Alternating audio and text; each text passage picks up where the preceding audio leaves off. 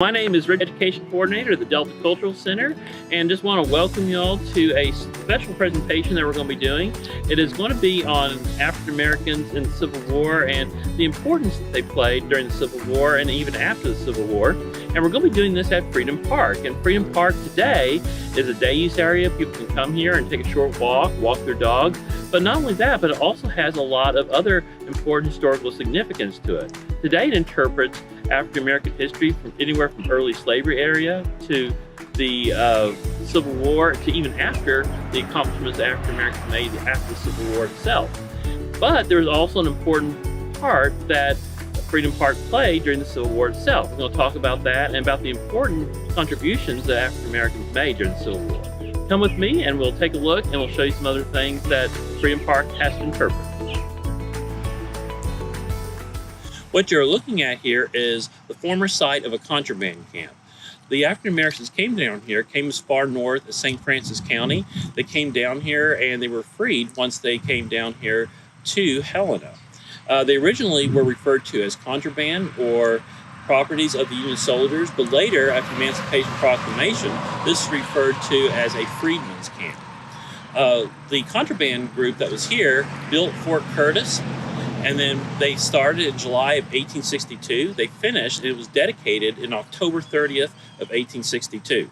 Once they were done with this, after 1863, many of them formed African American regiments here and fought in the Civil War during the remainder of the war. Helena was only one of several freedmen camps that found throughout the South. One of the closest being to here was actually Pine Bluff, but we also had some in Corinth and other different places throughout the South. And by the war's end, there were 100 freedmen camps throughout the entire South. There were a lot of problems and hardships that were found throughout these camps as well. Some of them being food that people would eat. Sometimes the food and the rations they would get would be starchy food, corn, hominy, breads, things that weren't really the best in diet, but that was the best thing they could have to feed a large group of people. Being in some areas, there was also prone to flooding, especially here in the flat Delta Plain. Flooding was also a problem, and so many times the water they would have access to wasn't always the best. In some places, people could find churches and homes that they could stay in, but in some rural areas, best that they could have to stay in were tents, and so they were sleeping in tents on often cold, wet, soggy grounds.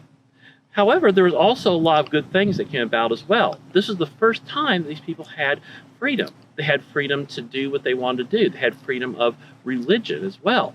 They never had that before, so they could have a chance to meet and pray and do the things they wanted to do. They had a chance to get together and meet and join together as a family. So not only did they have these problems, they also had these great things, opportunities that came about as well. And this was the first chance at a new start to their new lives.